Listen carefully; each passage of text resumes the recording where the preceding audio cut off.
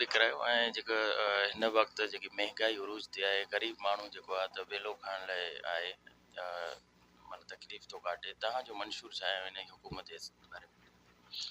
बिस्मिल्लाहिर्रहमानिर्रहीम। इनायत अली उमराणी। असां हिन टाइम में ज़ुल्फ़िकार साहब सां गॾु हलूं था। हिन वक़्तु जेका पाकिस्तान त पंहिंजी जॻह ते, पर जेका सिंध जी सूरत हाल आहे, उहा जेका सिंध जी सूरत हाल आहे, उन में हिन वक़्तु सभ खां वॾे में वॾो मसइलो आहे रोज़गार जो, उहो अमन अमान जो। हिकु पार्टी न पर माफ़िया मुसलसिल 17 सालनि खां हिन सिंध जे मथां थापियल आहे, जिन हिन सिंध जे अंदरि इज़त, वक़ार, सकाफ़त, गैरत सभु पामाल करे छॾी आहे। हिननि हिन सिंध जे उन गैरतमंद माण्हुनि खे एतिरो त मजबूर कयो आहे जो उहे माण्हू पंहिंजे औलाद जी 3 वक़्त मानी लाइ परेशान आहिनि। ही दावा कनि था पाकिस्तान पीपल्स पार्टी ज़ुल्फ़िकार अली भुट्टो जे फ़िक्र ऐं फ़लसफ़े जी।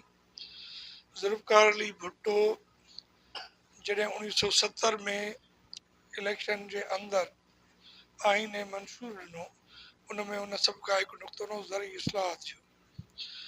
ज़ुल्फ़िकार अली भुट्टो 35,000 एकड़ पंहिंजी ज़मीन हारनि में विराई ऐं अॼु उन जे नज़रिए जे जेके वारिस रहनि था, उन्हनि हिन मुल्क जे माण्हुनि खां हिकिड़ो रत चूसबी आहे, को कंहिंखे नंढी ट्रिप खाए जीअं ट्रेकोला हूंदा आहिनि, अहिड़ी तरह हिननि माण्हुनि खे मफ़लूज करे छॾियो आहे।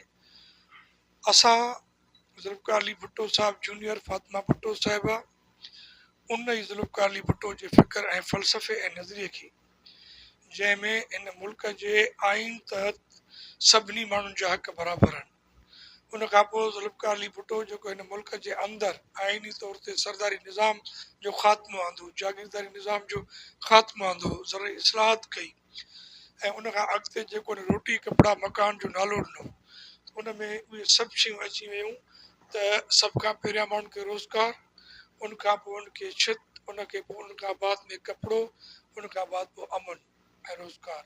त असांजो उहो ई प्रोग्राम आहे। इनशा अल्लाह हिन मुल्क जे उन ग़रीब मज़दूर, हारी, वकील, शागिर्दनि सां गॾिजी करे जेको ज़ुल्फ़िकार अली भुट्टो जो जेको फ़िक्र ऐं फ़लसफ़ो, जंहिं फ़िक्र ऐं फ़लसफ़े ऐं नज़रिए खे अॻिते वधाईंदे शहीद शाहनवाज़ भुट्टो जंहिंजो जनमु ॾींहुं आहे, शहीद मीर मुर्तज़ा भुट्टो उन जे लाइ पंहिंजी जान ॾिनी, हिन मुल्क जे माण्हुनि जे हक़नि जे लाइ। हिन मुल्क में जेका हिकु ग़ैर आइनी मार्शल आहे हिन मुल्क ते मड़ी वई, उन जे ख़ात्मे जे ख़िलाफ़ जिदोजहद कई।